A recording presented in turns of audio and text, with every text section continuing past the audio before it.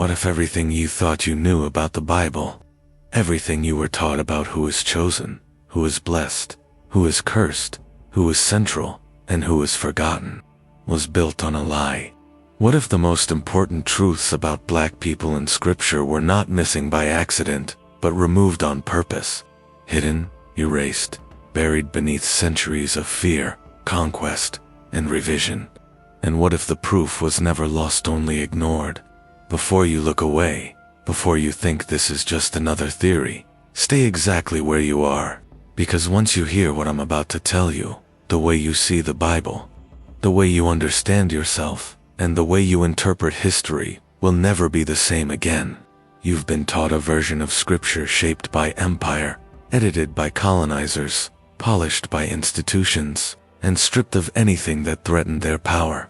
But beneath all of that, the truth is still there. It has always been there. And the moment you see it, you cannot unsee it. I didn't arrive at this lightly. I have spent years reading the texts they told you were apocryphal, studying manuscripts they said were irrelevant, digging into archaeology the West tried to downplay, and examining Scripture through the lens of its original languages, Aramaic and Ge'ez, the ancient tongues that hold meaning English. Translations quietly dilute. I've read the writings of early African theologians, the forgotten records of Ethiopian scribes, and the ancient commentaries written long before Europe crowned itself the guardian of Christianity. What I'm about to reveal is not opinion. It is not a conspiracy. It is a biblical fact, and once you see the pattern, you will understand why they never wanted you to find it. So here is my promise to you.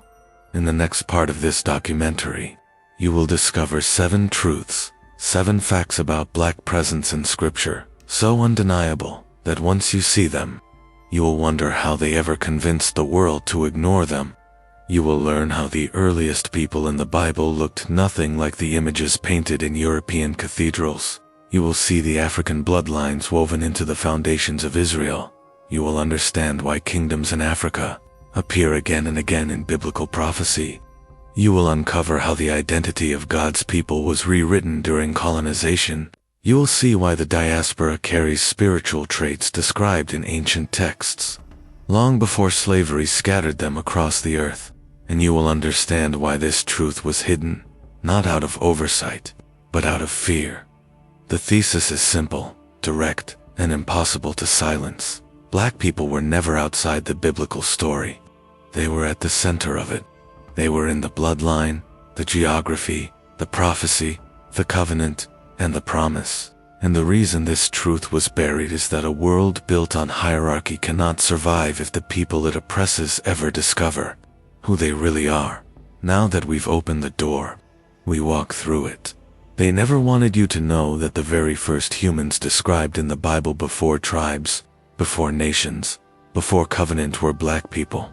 Not symbolically, not metaphorically, physically, geographically, genetically, undeniably African. This isn't modern revision or cultural pride. It is written into the very soil of Scripture, hidden in plain sight, waiting for eyes willing to see what empire chose to ignore. When the Bible begins its story of humanity, it does not take you to Europe. It takes you to Africa.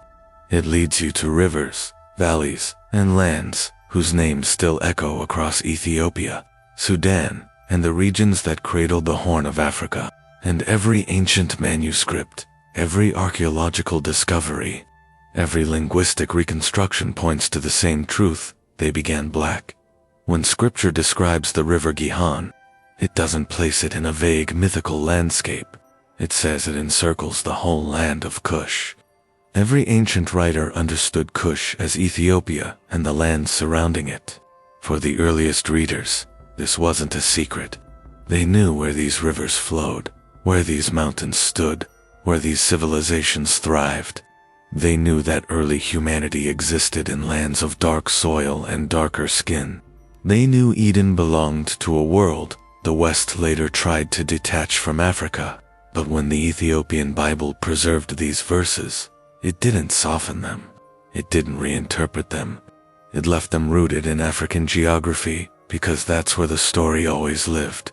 The ancient names the Bible used Mizraim put Sheba, Ophir carry the weight of African ancestry. These are not symbolic regions. They are nations built by black people, whose presence in Scripture predates the existence of Europe itself. The early scribes who copied the texts understood this. The early churches in Africa preached this, and the communities that lived in these regions recognized themselves in the stories. It was only when foreign powers seized control of the narrative that these truths were obscured, reshaped, whitened, and erased. Archaeology reinforces what Scripture has always said. The earliest bones of humanity, bones that match the time frames described by ancient genealogies, are found in the Rift Valley, in Ethiopia and Kenya. The oldest tools, the earliest art, the first forms of spiritual ritual all rise from the same soil. And when you place Scripture beside these discoveries, the pattern becomes unmistakable. The Bible's first people belonged to a world shaped by black hands, black minds, and black civilizations. Even ancient Hebrew tradition recognized this. Rabbinic writings, older than European theologians, described Adam as being dark, like the earth he was formed from. They understood that creation imagery was tied to geography and complexion. The soil of the region ranges from deep brown to black, and ancient writers saw no separation between the earth and the people shaped from it. This connection is not poetic, it is historical. They never imagined the first humans as pale-skinned. Such imagery would have been impossible in their world. The West repainted those stories centuries later. Long after the original context faded, the Ethiopian tradition carried this memory with unbroken continuity. Its manuscripts never featured pale imagery. Its art depicted early humanity with deep, rich skin tones. Its commentary aligned with ancient interpretations long before Europe intervened. And because Ethiopia was never colonized, it preserved these truths with a purity the rest of the world lost. This is why Western scholars often avoid these manuscripts. They fear what the Ethiopian texts reveal, a biblical world rooted not in the north, but in the south, not in whiteness, but in blackness. And when you see the story as it actually begins, everything else begins to realign. Israel's origins make sense. The movements of Abraham make sense. The presence of African nations throughout Scripture makes sense. The shared heritage between Ethiopia and Israel makes sense. And perhaps most importantly, the spiritual instincts of the diaspora, its resilience, its prophetic sensitivity, its depth begin to reflect a legacy far older than displacement or suffering. They hid this first truth because it dismantles every lie that followed. If the beginning is African, if humanity begins black, then blackness is not a side note in Scripture, it is foundational, which means the next truth flows naturally from the first, deepening the story in ways they never wanted you to discover. They never wanted you to know that the bloodline of Israel itself, its ancestry, its geography, its alliances, its marriages, its migrations, was inseparable from Africa, not occasionally connected, not symbolically associated, interwoven, bound, interlocked. The second hidden truth is this: the people of Israel did not emerge from a European-looking world. Their earliest roots grew out of African soil, African kingdoms, African mothers, and African bloodlines. And once you follow the genealogy without the filters the West imposed, the entire story transforms. The Bible does not hide this. It names the nations that shaped Israel's earliest ancestry. It lists the mothers, the wives, the tribes, the lands, and again, those names point south toward Sudan, Ethiopia, Egypt, and the eastern edges of Africa's cradle. The ancestors of Abraham and the patriarchs lived in lands populated by Afro-Asiatic peoples, not Europeans. When God called Abraham, He called a man living in a region where skin tones ranged from deep brown to near black, where families migrated across the Red Sea and down into Ethiopia long before borders existed. The world Europe painted in Sunday school books is not the world. Scripture describes. Look at the biblical marriages no one preaches about. Joseph, one of Israel's most important leaders, married an Egyptian woman, Asenath. Their children, Ephraim and Manasseh, became 2 of the 12 tribes of Israel, 2 tribes with African maternal lineage. This is not a side detail. This means that the DNA of half of Israel's tribal structure flows directly through an African woman. This alone unravels centuries of racialized married an Ethiopian woman. This relationship was so significant that when Miriam and Aaron criticized the marriage, God punished Miriam, siding with Moses and his Ethiopian wife. The message is unmistakable. God defended the African connection to Israel. God affirmed it. God protected it. If the West had embraced this truth, its racial doctrines would have collapsed centuries earlier. But it doesn't stop there. The Bible's geography reinforces this African bond. Israel traded with Africa, migrated through Africa, sought refuge in Africa, and built alliances with African kingdoms. Abraham visited Egypt. Joseph ruled there. Moses grew up there. Jacob's entire family lived there. Jesus fled there as a child. Africa is not a backdrop, is the central ground. And then there is Sheba, the queen of Sheba. Makati did not visit Solomon as a passing diplomatic gesture. Ethiopian tradition preserves details erased in the West. She bore Solomon a child, Menelik I, who became the founder of Ethiopia's Solomonic dynasty. This information means the bloodline of Israel's greatest king flowed directly into Africa. Western scholars spend decades trying to soften, dismiss, or reinterpret this connection, but Ethiopia never forgot. Their entire royal house was built upon this union. Their chronicles trace it, generation by generation.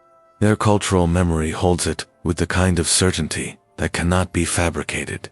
The Kebra Nagast, an ancient Ethiopian text, reinforces this lineage with breathtaking clarity.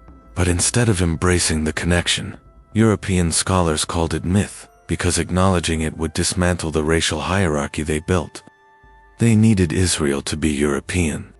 They needed a biblical identity to align with their image.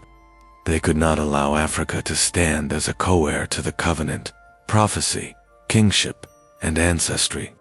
So they buried the connection. They rewrote the art. They reimagined the skin tones. They created a version of Scripture where Africa was marginal and Israel was pale. But the original story refuses to bend to their revision. Even in prophecy, Africa remains present. Isaiah speaks to Ethiopia. Zephaniah prophesies to Cush. Amos links Israel and Ethiopia directly, saying, "Are you not as the children of the Ethiopians to me, O children of Israel?" God himself names the connection. Not scholars, not historians, God. This secret is why the West tried so hard to hide it. Because if Israel's roots are African, if Israel's tribes include African mothers, if Israel's alliances, migrations, and leaders were shaped by African interactions, then the entire narrative of white spiritual supremacy collapses completely. And once you see this truth, the next hidden reality in Scripture becomes impossible to ignore. A truth about African prophecy, destiny, and divine appointment that explains why the diaspora carries the spiritual weight it does today. They never wanted you to see that. Africa does not appear in the Bible as a side character, a background setting, or a peripheral nation. Africa appears as a prophetic force, a chosen region, marked for divine purpose, end-time significance, and spiritual awakening. Hidden truth number 3 is this. The Bible contains prophecies about black nations, black people, and black awakening that Western theologians either ignored, mistranslated, or intentionally silenced. Because if these prophecies were taught openly, black people would recognize themselves not as the oppressed, but as the prophetic. Prophecy begins early in Scripture, and one of the first nations God singles out by name is Ethiopia, Cush. Ethiopia is not mentioned in a negative or subordinate role. It is highlighted with honor, strength, and divine election. When Isaiah speaks, He does not describe a weak or insignificant land. He describes a people tall and smooth-skinned, feared far and wide, a nation whose influence stretches across rivers and borders. The Hebrew text uses terms associated with nobility, refinement, and ancient authority. Ethiopia is called a nation terrible from their beginning, not terrible as in evil, but terrible as in awe-inspiring, a people whose presence commands respect. This description is not an allegory. Isaiah is describing black people, African people, as a nation with prophetic weight. Western theology downplayed these verses because they undermine the narrative of African inferiority. They reveal that Africa was honored by God long before Europe became a footnote in history. And once you understand that Ethiopia is spoken about with reverence, the rest of the prophetic story begins to unfold. Another prophecy appears in Zechariah, who writes that God will receive offerings from beyond the rivers of Ethiopia.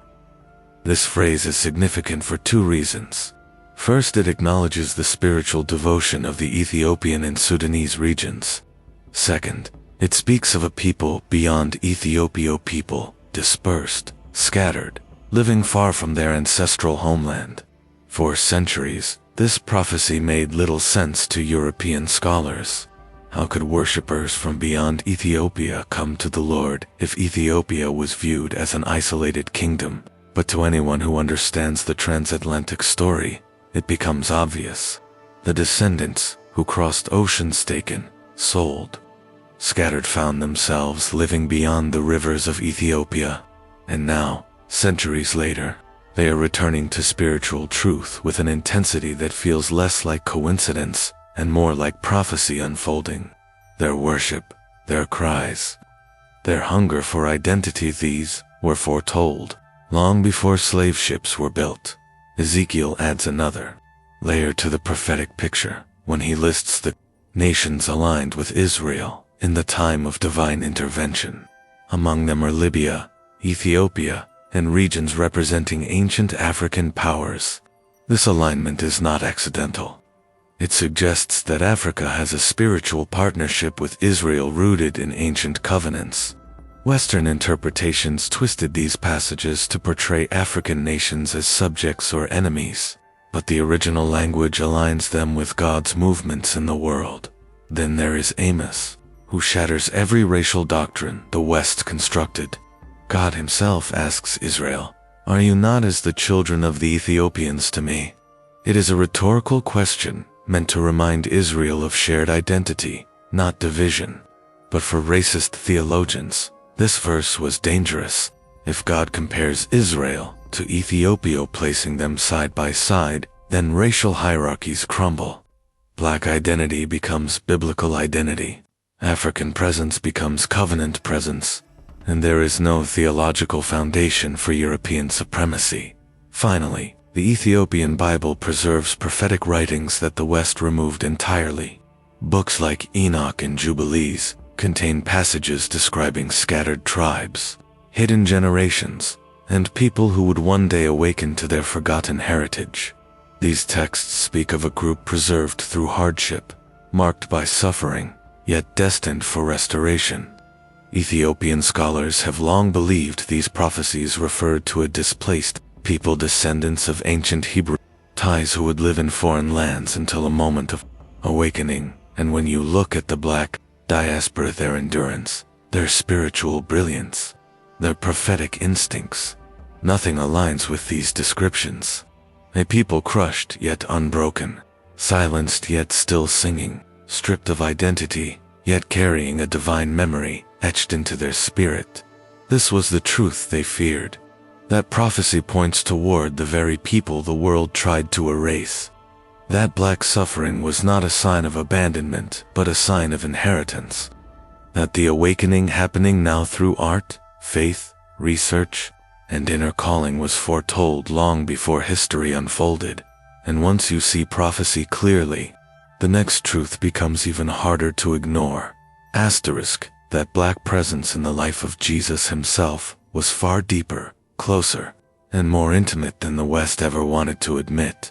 Asterisk, They never wanted you to know that the life of Jesus' childhood, his protection, his ministry, his lineage, his survival was directly tied to black people. Hidden truth number 4 reveals something Western Christianity has spent centuries avoiding. Jesus' earliest refuge, earliest protectors, earliest environment, and even parts of his family line connect to Africa, not Europe, Africa. And when you see it clearly, the narrative flips entirely. When Herod sought to kill the infant Messiah, God did not send Joseph north into Greece or Rome. God sent him into Africa, into Egypt, into a land of black civilization, black royalty, black temples, and black culture. The angel didn't say, "Go where people look like Renaissance paintings." He said, "Take the child and his mother and flee to Egypt." Asterisk, asterisk, asterisk, asterisk, because Egypt, ancient Kemet, was a place where Mary and Joseph could blend in, where their skin tone matched the population, and where no one would question their presence. This alone destroys every European depiction of the Holy Family. A pale-skinned European-looking baby could never hide among African crowds. But a child with features common to the region, he would be invisible. Spent his earliest, most vulnerable years surrounded by black people, protected by black culture, and shielded by African soil. But Western theologians rarely teach this, because it places Africa as the first sanctuary of Christ, not Rome, not Jerusalem, not Europe, Africa. It was an African land that kept the Messiah alive, and this connection runs deeper.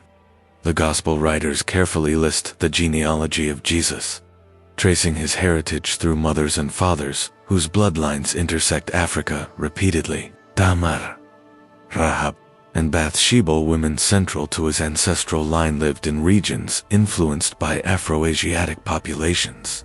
Ruth, a Moabite woman, came from a lineage rooted in a region where African migration was common, and when Solomon married the Queen of Sheba, identity, Ethiopian tradition, holds with absolute certainty their union brought Ethiopian DNA into the Davidic line. If the lineage truly merged with Ethiopia through Mentelikai, then Jesus, the son of David, carries ancestral threads that Western Christianity has never acknowledged openly.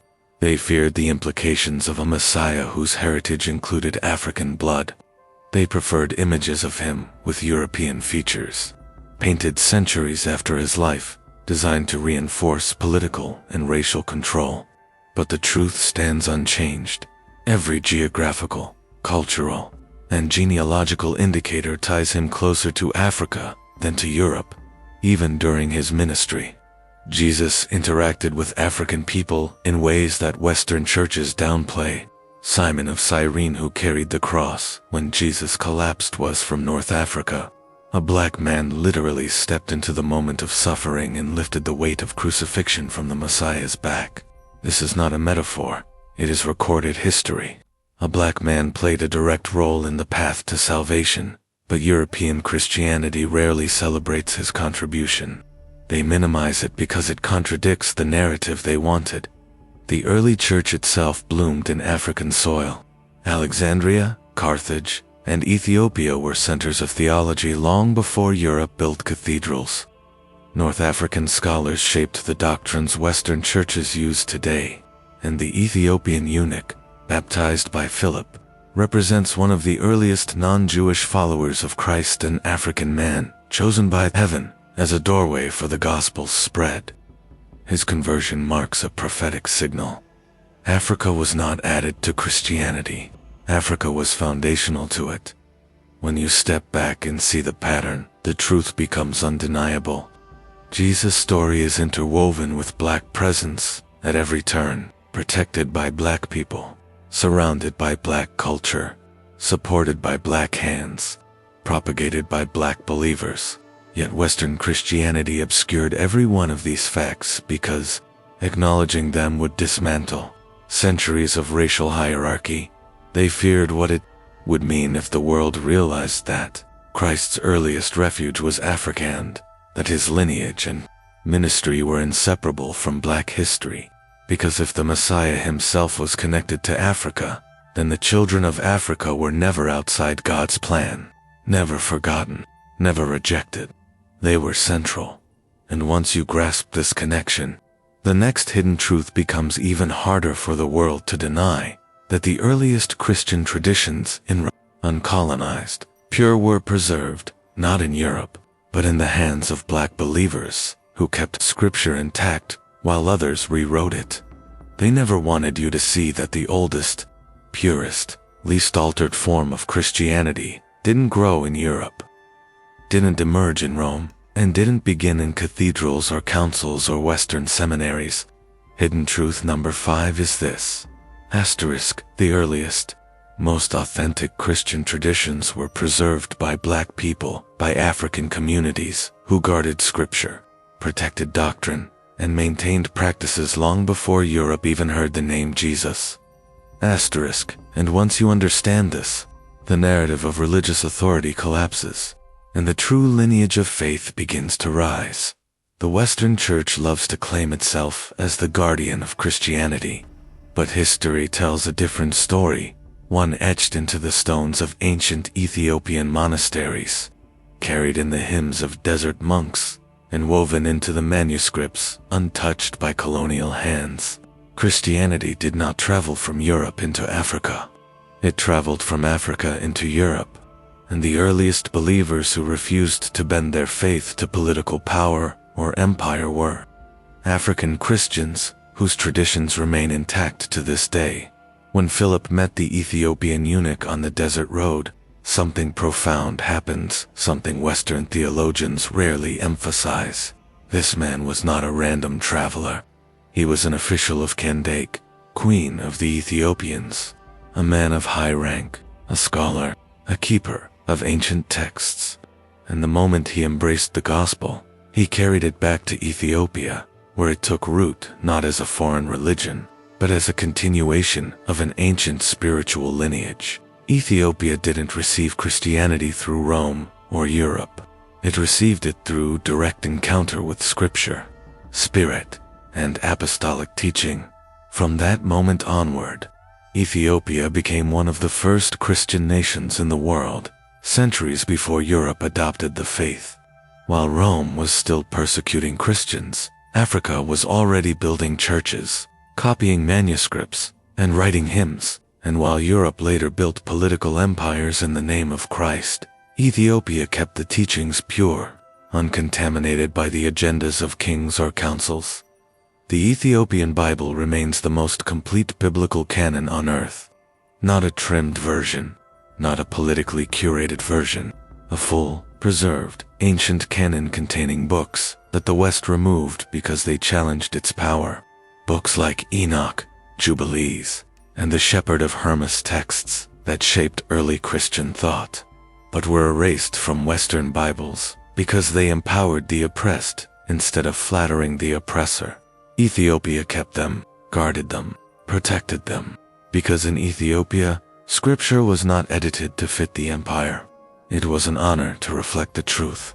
The liturgies of the Ethiopian Church trace back to early Jewish Christian communities' practices, shaped by believers who still spoke Semitic languages, still honored Hebrew traditions, and still understood Scripture in its original cultural context.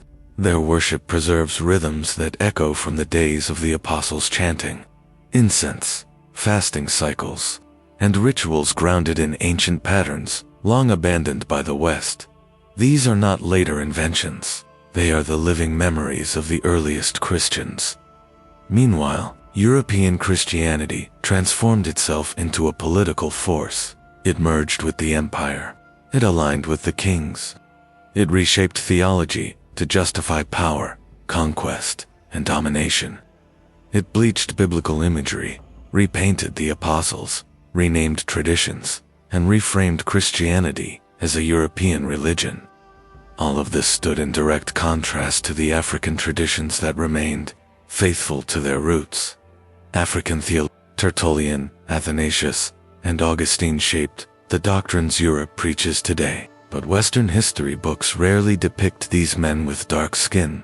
Though they were North African, they omit their African identity because it disrupts the myth that Christianity was born in whiteness.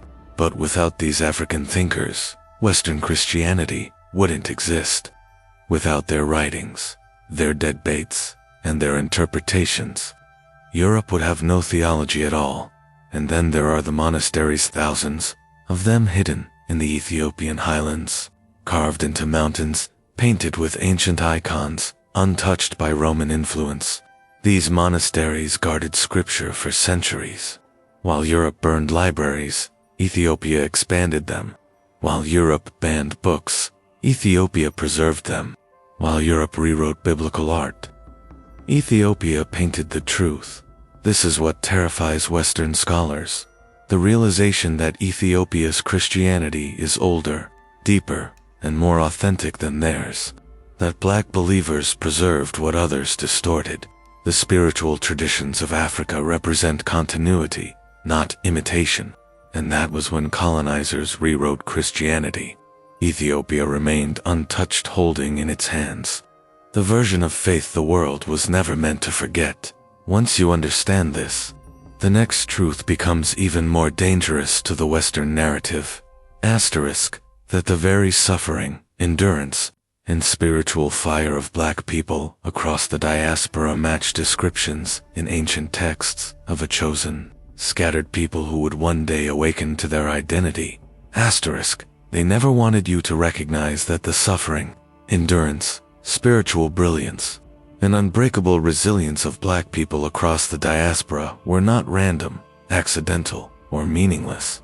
Hidden truth number 6 is this: the lived experience of the African diaspora matches ancient biblical descriptions of a scattered people, preserved, protected, tested, and destined to awaken. Not cursed, not forsaken, not forgotten, preserved. The very survival of black people in lands that sought to erase them is itself a prophetic signature, written long before slave ships were built and long before colonizers carved false narratives into the world. When ancient texts describe a people taken far from their homeland, stripped of identity, yet carrying divine favor, they are not describing Europeans. They are not describing the conquerors. They are describing a people whose spiritual strength would radiate, even whose songs, prayers, rhythms, and visions would survive forced labor, chains, brutality, and exile. They are describing people who would not lose their voice even when their language was stolen. No historical group matches these descriptions more fully than the African descendants scattered through the transatlantic slave trade. The Bible speaks repeatedly of a people who would be scattered to the ends of the earth, who would live among nations that did not value them, who would remain strong in spirit, even when broken in body, and who would carry a prophetic burden the world could not comprehend. Western theologians avoided these passages or spiritualized them into vagueness, but the pattern is too clear to ignore. No group on earth reflects this experience with more accuracy than the black diaspora. Look at the way culture survived even under erasure. Enslaved Africans were forbidden to worship openly, yet they created spirituals that carried hidden codes, biblical references, and prophetic hope. Their singing was not entertainment, it was survival. Their harmonies were not learned, they were remembered. Their cadence echoed ancient patterns from African worship, rising from the soul as if carried across generations by something deeper than memory. When colonizers banned drums, black people created new rhythms with their feet, hands, voices, and bodies. When reading was outlawed, they imagined scriptures in their hearts and carried them forward orally. When their names were replaced, they still passed down stories that connected them to ancestors unseen. This ability to preserve identity under total suppression is not merely human resilience. It is spiritual inheritance. A people without history would not fight this fiercely to retain a sense of self. Only people with divine memory, embedded in their spirit, could endure such darkness and still shine. The prophetic instincts of the diaspora are equally striking. Black communities across the world developed a natural sensitivity to injustice, a moral clarity in times of oppression, and an intuitive understanding of spiritual warfare. Liberation movements, whether abolition, civil rights, or contemporary justice struggles, have always been led by people who speak like ancient prophets. Their language are symbols, that of Isaiah, Jeremiah, and Amos. Their cries sound like the voices of biblical lament. Their hope mirrors the Psalms. Even those who never studied Scripture speak with a cadence that echoes the ancient covenant. And then there's the spiritual fire that refuses to die. No matter how much the world attempted to break the spirit of the African diaspora, faith remained, revival remained, prayer remained, dreams, visions, and prophetic utterances remained. This is not normal. No other displaced people have carried such intense spiritual force across centuries of dehumanization. It is as if something sacred was placed inside them that cannot be extinguished, no matter how much oppression attempts to crush it. Ancient Ethiopian texts speak of a people who would be taken far away, a people who would forget their identity, a people who would suffer without knowing why, yet a people God would not abandon. These texts say their awakening would come at a time of global unrest and spiritual transformation. And when you look around today, the hunger for identity, at the rediscovery of African heritage, at the unraveling of false histories, you can feel that awakening happening, not forced, not manufactured, rising naturally, like a seed pushing through soil after a long winter. Some scholars dismiss these connections as a coincidence, but coincidence cannot explain why the diaspora carries prophetic dreams, intuitive wisdom, and unshakable faith, despite centuries of erasure. It cannot explain why their music moves the world, why their words carry weight, or why their spirit resists breaking. It cannot explain why, in every nation, Black people display a depth of soul that mirrors ancient descriptions of a chosen people shaped by suffering but destined for awakening. What they feared most was not that Black people might discover historical facts. What they feared was that Black people might discover themselves in Scripture, not as outsiders, but as central participants in God's unfolding story. Because if the scattered recognize themselves, then the world must reckon with the truth that the oppressed were never abandoned. They were preserved for a purpose, and that leads directly into the final truth, the one that terrifies institutions the most, that the time of awakening, return, and restoration, described in ancient texts, is aligning with the spiritual resurgence happening among Black people today. They never wanted you to know that the awakening happening among Black people right now, across continents, across generations, across spiritual traditions, is not random, not cultural, not political, and not isolated. Hidden truth number 7 is this: ancient prophecies found in Scripture, in Ethiopian and in early African writings, describe a future moment when a scattered people would rise, remember, and reclaim the identity the world tried to bury. And that moment aligns with the exact awakening you are witnessing today. This is the truth institutions fear most, because awakening breaks control, remembrance breaks deception, and identity breaks every chain that empire ever forged. For centuries, the world told Black people who they were allowed to be. They created false histories, false images, false doctrines, and false narratives to ensure that a people with extraordinary spiritual inheritance would never rediscover it. But prophecy is stubborn. It does not bow to oppression. It does not disappear under colonization. It waits. It hides itself in fragments of text, in songs, in memory, and in cultural instincts, and then reemerges when the time is right. And now, the time is right. Look at what is happening across the diaspora. Black people in America, the Caribbean, South America, Europe, Africa, and beyond are beginning to ask questions that go deeper than politics or culture. They are searching for origin, purpose, lineage, and spiritual truth. They are examining Scripture through new eyes. No longer satisfied with the interpretations handed to them by institutions that once justified slavery, they are returning to African spirituality, not as a replacement, but as a restoration. They are reading Ethiopian texts, studying forgotten books, learning Hebrew, exploring GS, and tracing genealogies once dismissed as impossible. This hunger is spreading too fast, too intuitively to be a coincidence. In ancient writings, preserved only in Ethiopia, passages describe a people taken from their homeland to the ends of the earth.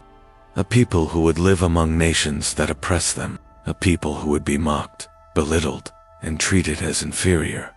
Yet a people whom God Himself would restore in the appointed time. These texts say their awakening would begin when truth is demanded by those who once had no power. When the world begins to collapse under injustice, when nations face unrest, and when old institutions lose credibility. Look around. Every one of these signs is here. Even Scripture speaks of a return, not necessarily a physical one, but a return of knowledge, identity, and covenant. Deuteronomy describes a moment when in the lands where you were scattered, you will remember.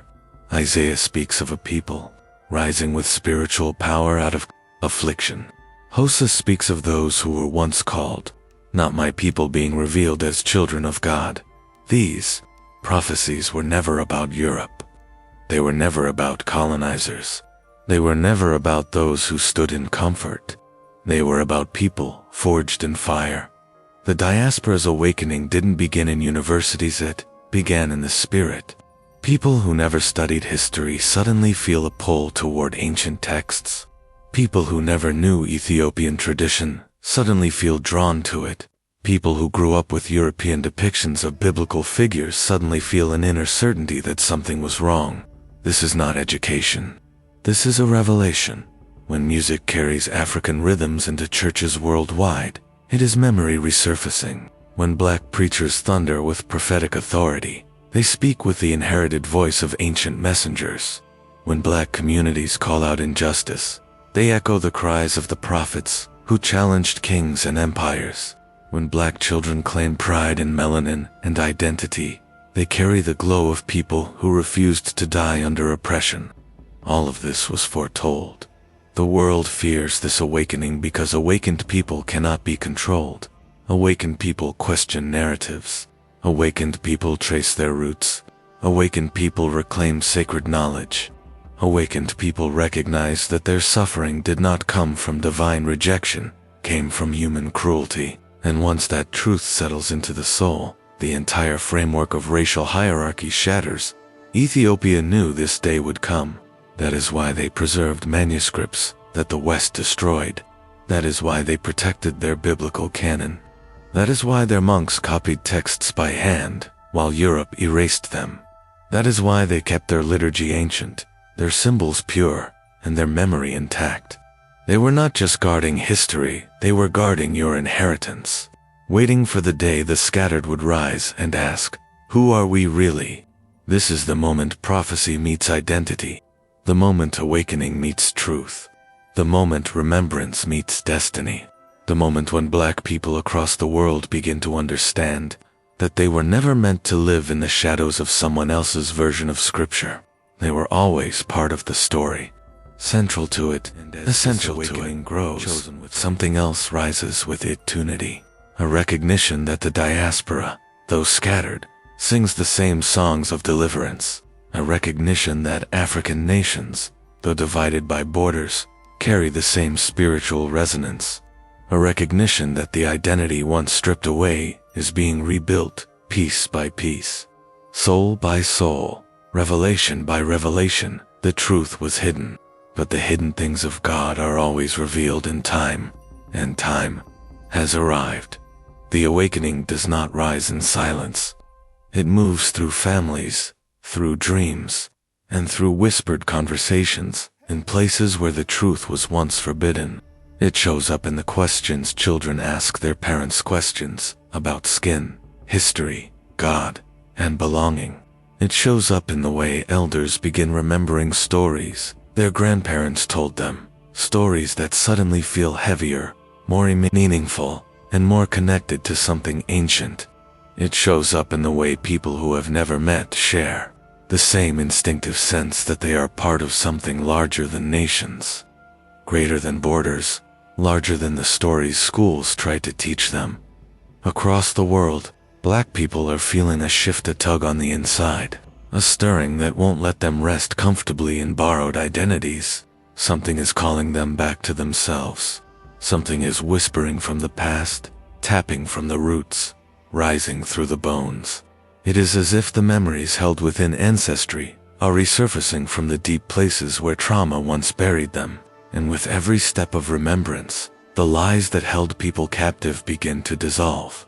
You can see it in the way scholars of African descent are rewriting history with clarity and confidence, challenging academic institutions that have ignored Africa's contributions for centuries. You see it in the way artists are painting biblical figures, with features reflecting the original world: broad noses, deep skin, textured hair, bold eyes, restoring images erased by European brushstrokes. You see it in the way filmmakers, musicians, and writers are reclaiming the narrative, turning stories once used to justify oppression into stories of liberation. You see it in churches where pastors now preach the truth about Africa's place in Scripture, refusing to whitewash the gospel. You see it in Hebrew study groups forming in communities once denied literacy. You see it in the return to ancestral languages, in the rediscovery of names with meanings that reflect divine purpose, and in the hunger for spiritual practices that resonate with African heritage. These are not trends, these are signals. Signals of a spiritual memory waking up. The world is witnessing something it has not seen in centuries. A people reconnecting with the truth of who they are. Outside of colonization, outside of distortion, outside of fear. And as identity strengthens, so does discernment. Propaganda loses its power. Manipulation loses its grip. Systems built on deception begin to tremble because truth destabilizes any structure that relies on ignorance. And for the first time in a long time, black people across the diaspora are beginning to see how everything connects: the Bible, their history, their suffering, their survival, their gifts, and their prophetic calling. Everywhere you look, signs of convergence appear. Genetic studies confirm migrations long described by ancient scribes. Archaeological discoveries validate kingdoms once dismissed as myth. Ethiopian manuscripts offer details that Eastern scholars pretended did not exist. And the diaspora, across oceans and cultures, shows a unity of spiritual expression that cannot be explained without acknowledging shared origin. Even unrest plays a role. When black communities rise against injustice, their movements echo the cries of prophets who confronted ancient empires. Their chants resemble psalms. Their courage resembles the resolve of martyrs. Their dreams resemble visions described in the books that the Western canon removed. This journey is not simply social activism, it is spiritual inheritance manifesting in real time, and as this remembrance deepens, a new kind of clarity begins to form. It becomes clear why the world fought so hard to bury this identity. It becomes clear why colonizers burned libraries, banned languages, seized artifacts, outlawed spiritual traditions, and rewrote Scripture. They feared the power of a people who know who they are. They feared the awakening of a lineage that cannot be enslaved once it remembers itself. They feared a truth that places black presence at the center of the biblical world, not the margins, because awakened people do not bow to false narratives. Awakened people do not internalize inferiority. Awakened people do not accept dehumanization. Awakened people stand tall in the fullness of divine purpose, and for centuries, that is what they tried to prevent. But you cannot bury what God intends to reveal. You cannot erase what God preserved in Scripture, in Ethiopia, in memory, and in the resilience of a people who carried divine identity, even in chains. You cannot silence a calling written into the soul before birth. The awakening continues, rising like dawn after a long night, slowly at first, then all at once. And once it rises, the world will never again be able to deny who black people are in the biblical story. in the human story, and in God's story. And as the awakening spreads, it begins reshaping the inner world of those who feel its pull. Something happens inside a person when they realize they were never what the world told them to be. They begin to understand that the shame placed on them was manufactured. When they see clearly that the systems built to break them ended up revealing their strength, it creates a shift to quiet, steady, unstoppable transformation. A person who awakens cannot go back to sleep. A people who awaken cannot return to silence. Across generations, members of the diaspora have carried questions that they could never fully articulate.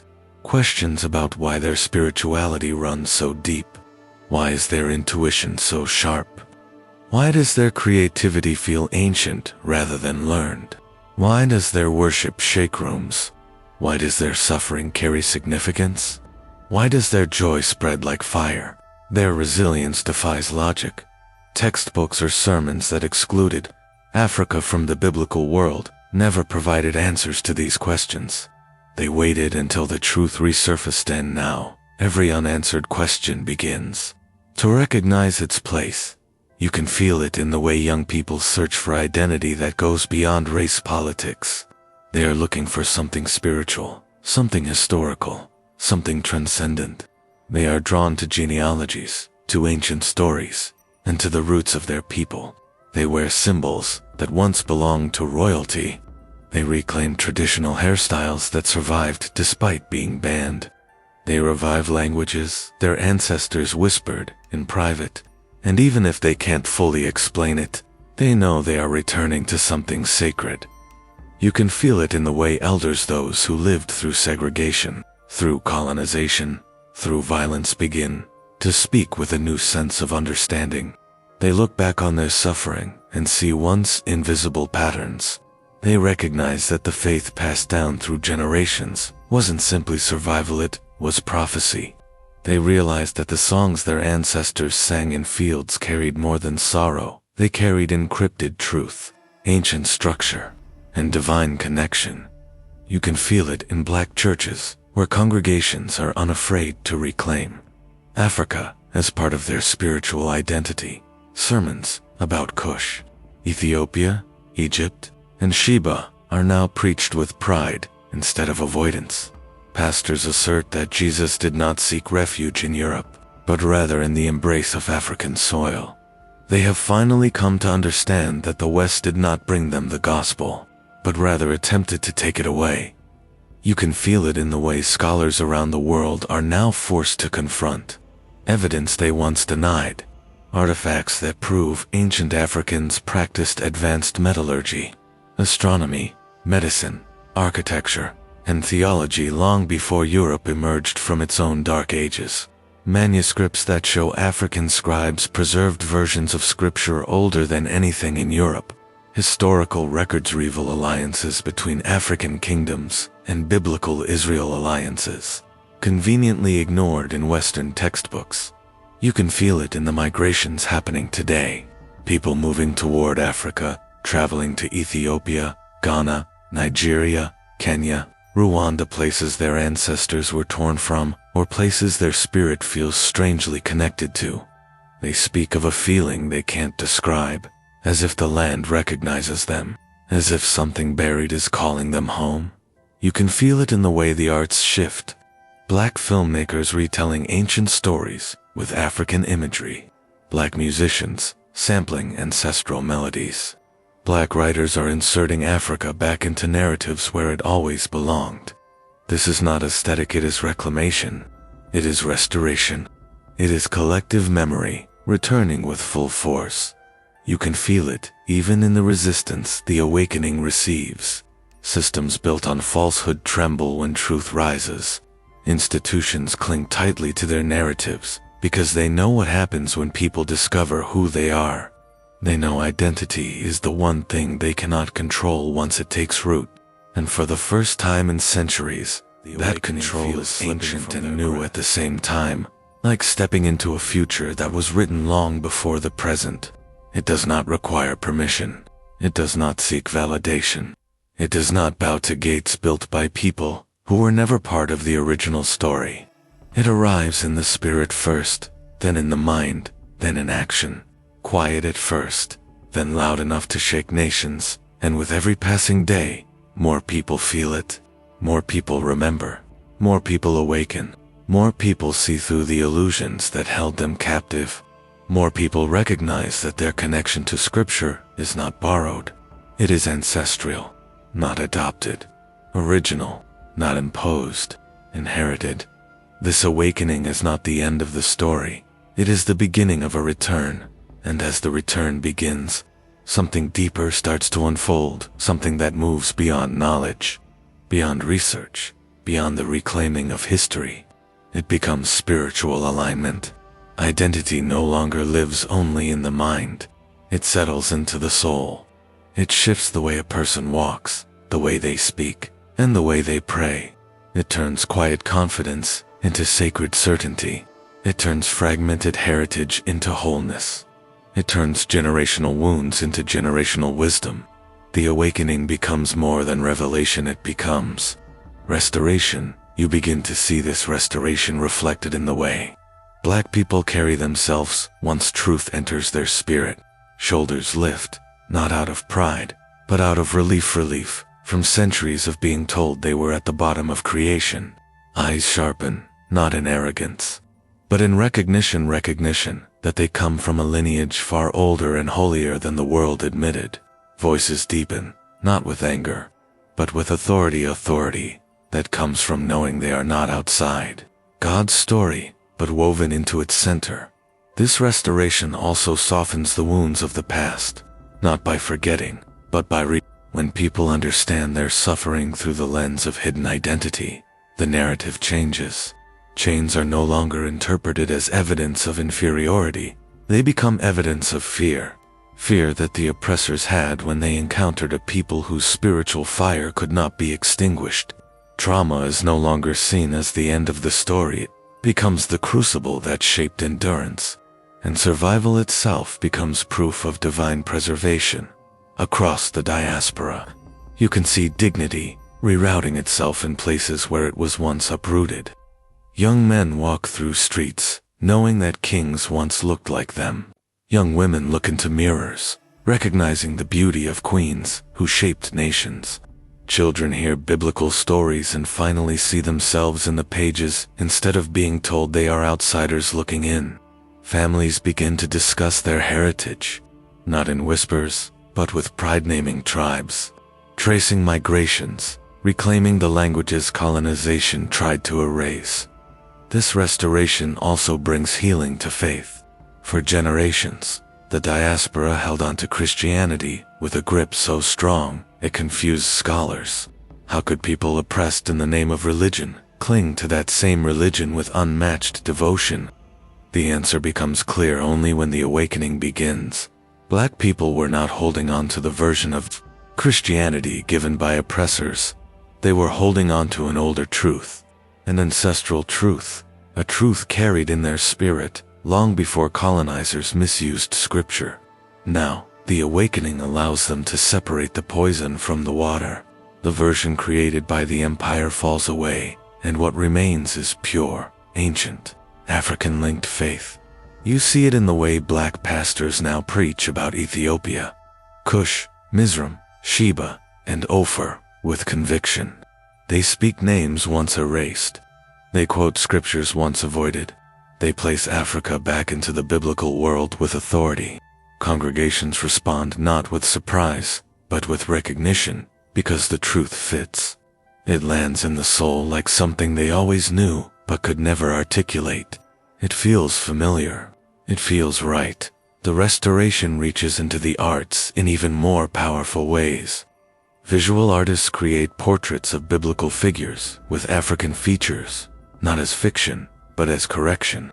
Dancers move with rhythms that echo ancient ceremonial patterns.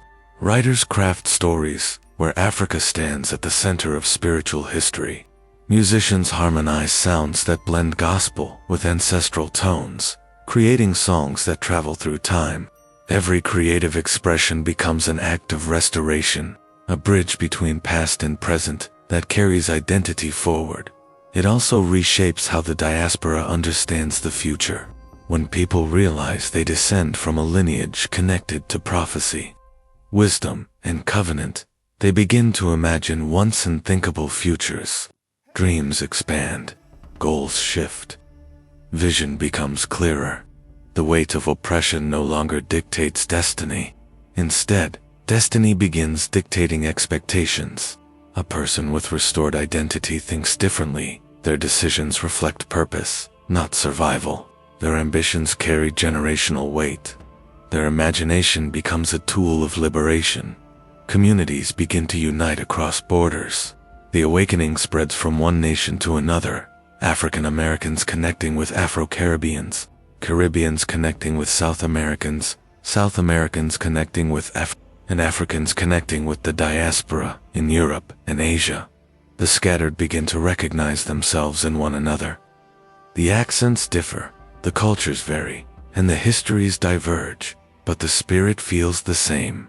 It is as if the same ancestral voice speaks through all of them. This unity terrifies the world, because division was one of the greatest weapons used against black identity. But awakened people do not divide easily. They see through tactics designed to separate them by nation, by shade, by culture, and by religion. They realize that though their paths diverged through history, their roots are intertwined, and as unity strengthens, so does the clarity of purpose. A restored people begin to understand why they were targeted so aggressively throughout history, why empires feared them, why colonizers erased their history, why religious institutions whitewashed scripture, why have governments impose systems designed to suppress them. It was never random. It was never simply prejudice. It was strategic, because people who know who they are cannot be conquered. People who understand their divine heritage cannot be manipulated. People who reclaim their identity become unstoppable. And this realization is what completes the awakening. Not revenge, not pride, not domination, but clarity. Clarity that black people were never meant to be erased. Clarity that their story is older than oppression. Clarity that their identity is rooted in scripture, in prophecy, in ancestry, and in divine purpose. Clarity that the world's greatest fear was not black rebellion, was black remembrance. The awakening is not just rising. It is accelerating, and nothing on earth can stop it. Now. And as the acceleration builds, something extraordinary begins to take shapes, something that feels less like revelation and more like destiny, unfolding step by step. People who were once told they had no history suddenly realize their history shaped the world. People once taught to see themselves at the margins begin to understand they were always at the center. And the moment that truth takes root, their spirit expands in ways that no oppression, no system, and no empire can contain. You begin to see this shift in the way black people interpret scripture. The stories that once seemed distant suddenly feel familiar. The wilderness journeys sound like migration patterns passed down in hushed family stories. The laments of prophets sound like the spirituals sung in cotton fields. The triumphs of deliverance mirror the civil rights marches, their revolutions, and the uprisings that demanded humanity from unjust nations. The exile narratives resemble the Middle Passage. The return prophecies resemble modern movements, calling for restoration. When the diaspora read these stories today, they no longer saw foreign narratives, they saw reflections. This recognition tears away the illusion of disconnection. Once, the Bible was presented as someone else's story, someone else's God, someone else's lineage, someone else's covenant. But the awakening reveals the truth. The rhythm, patterns, suffering, and victories within Scripture match the lived realities of black people far more closely than they match the nations that tried to claim ownership over the text. The deeper one looks, the clearer it becomes that the diaspora carries the same spiritual fingerprints as the ancient people described in sacred writings. As people awaken to this connection, Their relationship with spirituality changes. Faith stops being something inherited and becomes something understood. Spirituality stops being performance and becomes embodiment. Prayer stops being an obligation and becomes a communication with a God who looks like them, hears like them, remembers them, and preserves them. The Bible stops being a colonial tool and becomes a mirror of identity at the same time. This awakening exposes the fragility of the systems that tried to control Black identity. Every institution built on the falsehood of white spiritual superiority begins to show cracks. They lose influence as truth spreads. They lose authority as people start questioning centuries-old teachings. They lose control as congregations demand accuracy instead of tradition. The world sees churches closing, seminaries shrinking, and religious institutions scrambling to maintain relevance because their teachings can no longer depend on institutions. It spreads through kitchens, barbershops, classrooms, online conversations, late-night talks between friends, community gatherings, and quiet personal meditations. It spreads through YouTube videos that break generational silence, through documentaries that reveal hidden histories, through books from scholars who refuse to stay quiet, through parents who tell their children the truth that was denied to them. Technology has strengthened the connections between diaspora communities. This is fueled by a desire for authenticity that defies the acceptance of falsehoods. And while the awakening is spiritual, it is also psychological. You see the transformation in mental resilience. The self-doubt carefully planted through centuries of oppression begins to weaken. Generations of internalized inferiority start dissolving as people learn the truth about their heritage. The shame that once wrapped itself around identity loosens its grip, and Black minds begin to rebuild themselves, not around trauma, but around truth. This psychological liberation is powerful because it fuels behavioral change. People begin to set boundaries where they once accepted mistreatment. They begin to pursue education with purpose rather than obligation. They start businesses rooted in community rather than assimilation. They create art without filtering their authenticity. They raise their children with pride instead of fear. They explore spirituality with confidence instead of shame. And in every decision, you can see the influence of awakening and restoration. The diaspora's unity strengthens further. An African American studying the Bible begins to see connections to Ghanaian traditions. A Jamaican reading Ethiopian manuscripts finds echoes of ancestral proverbs. A Brazilian discovering African DNA begins to recognize spiritual instincts carried across centuries. A Nigerian learning about ancient Hebrew practices sees similarities in rituals preserved in their village. Though the diaspora scattered, their spiritual instincts remained, synchronized as fragments of a single melody heard across continents. This is why rituals feel familiar even when people don't know where they came from. Why mothers hum lullabies that echo ancient chants. Communities gather in circles that bear resemblance to ancestral formations. Why do dance patterns look like forgotten ceremonies? Why prayer styles match ancient worship practices? Identity was never fully erased, was hidden in muscle memory, cultural rhythm, and spiritual instinct. As the awakening deepens, a new question rises. What happens next? Not in fear, but in purpose. People who finally remember who they are cannot stay where they were. They will build differently, think differently, love differently, worship differently, create differently, lead differently. The awakening becomes a foundation, a starting point for transformation that extends far beyond identity into action, influence, and legacy. Because once people return to their identity, they begin returning to their purpose. Once they return to their purpose, they begin returning to their roots.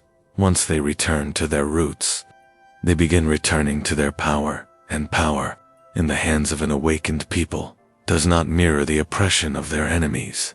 It mirrors the dignity of their ancestors.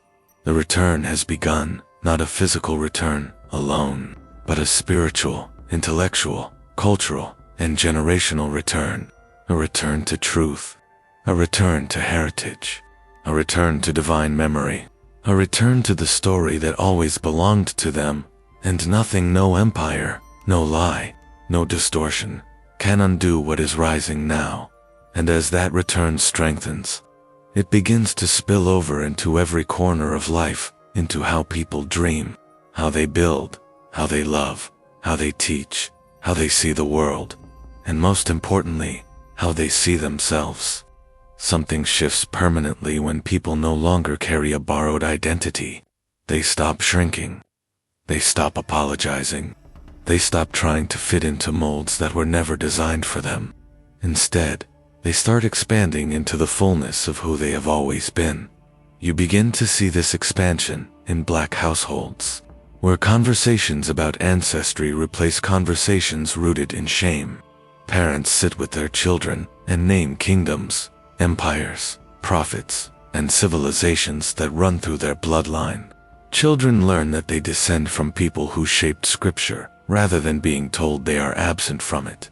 They hear stories of Ethiopian emperors, Nubian queens, scholars who debated theology long before European seminaries existed, prophets who walked through lands their ancestors once ruled, and biblical figures who shared their features. These stories do more than inform. They breathe life into a soul starved of recognition. You see it in education. Students who once felt out of place in classrooms now walk with quiet pride, knowing their heritage predates many of the civilizations studied in textbooks.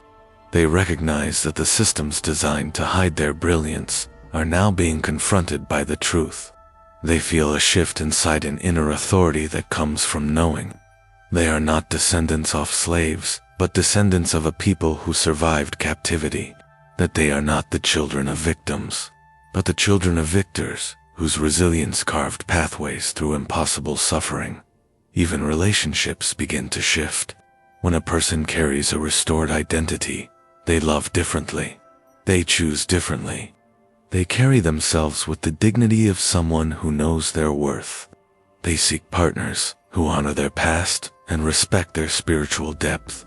They raise families with intention rather than fear. They speak blessings into their homes because they understand they are continuing a lineage that began long before oppression tried to rewrite the story, and the awakening influences how communities organize. Neighborhoods begin to rebuild structures once destroyed by colonial systems, structures of unity, shared responsibility, spiritual grounding, and collective vision. Community gardens, cultural centers, ancestral libraries, youth circles, and healing spaces emerge.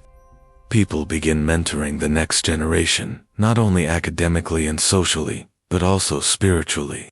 They teach them that identity is armor against manipulation, against hatred, against systems that rely on ignorance to function. The awakening also transforms how Black people move through the world economically. Entrepreneurs build businesses that carry African symbolism, African values, and African aesthetics. They create brands rooted in authenticity, not assimilation. They invest in agriculture, technology, finance, and arts with the confidence of a people reclaiming dominion. They support one another, forming ecosystems that mimic ancient models of resource sharing. Wealth stops being an individual pursuit and becomes a collective inheritance. Spiritually, the awakening becomes even more powerful. People pray with the understanding that their prayers echo those of ancestors who spoke to God under night skies, untouched by city light. Their worship deepens because it reconnects them to ancient rhythms. Their fasting takes on new meaning because they see it mirrored in Ethiopian Christian traditions, Hebrew customs, and African spiritual practices that predate colonial religion. Their faith becomes unshakable not because it is taught, but because it is remembered. The diaspora also begins to form bridges with Africa not as tourists, but as children returning to a parent they were separated from. Some travel physically, some reconnect through culture, some study languages, some build businesses in African nations. Some trace their DNA and discover tribes whose customs match instincts they've carried all their lives, whether through travel, heritage, or spiritual connection. The distance between the diaspora and the continent shrinks every day. This reconnection brings healing. It dissolves false narratives that painted Africa as broken, backward, or cursed. It replaces them with truth. Africa was the beginning. Africa was the cradle of Scripture. Africa was the keeper of ancient knowledge. Africa was the preserver of manuscripts that Europe erased. Africa was the refuge of Jesus. Africa was the home of kingdoms that shaped biblical history. As the Africa reconnects with this truth, something remarkable happens. Generations of shame imposed through slavery, colonization, media, and miseducation begin to melt away. Identity becomes a source of power, not pain. Heritage becomes a source of pride, not discomfort. And the lies that once defined Black existence crumble under the weight of truth. The awakening also leads to prophecy being fulfilled in real time. Ancient texts spoke of a people who would rise after centuries of displacement. They would rebuild themselves not through force, but through knowledge. A people whose return to identity would signal a shift in global consciousness. They are a people who are being preserved for the end of an age, not for the end of their value.